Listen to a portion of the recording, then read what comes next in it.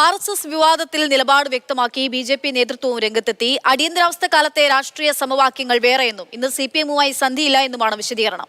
India മുന്നണിയിലെ Congress CPM കൂട്ടുകെട്ടിനെ മുൻനിർത്തിയും ബിജെപി പ്രതിരോധിക്കുന്നു.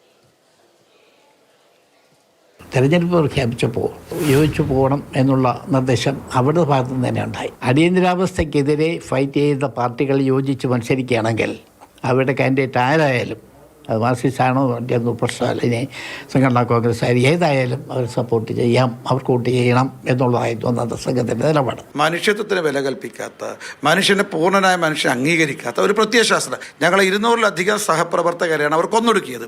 ഇതാണ്. അതുകൊണ്ട് അവരുമായിട്ട് യാതൊരു സന്ധിയും ഞങ്ങൾ കോൺഗ്രസിനെ പോലെ ചെയ്യാൻ തയ്യാറല്ല. ഇപ്പം എല്ലാവരും ഒന്നിച്ച് കൂടിച്ചേർന്നുള്ള ഒരു രാഷ്ട്രീയ ഒരു ഇക്വേഷൻ അടിയന്തരാവസ്ഥയുടെ കാലഘട്ടത്തിൽ ഒഴിച്ച് ഞങ്ങളെ സംബന്ധിച്ച് കമ്മ്യൂണിസ്റ്റ് പാർട്ടിയുമായി, കമ്മ്യൂണിസ്റ്റ് പ്രത്യയശാസ്ത്രവുമായി ഒരു സന്ധിയും ചെയ്യാൻ ഞങ്ങൾ തയ്യാറല്ല.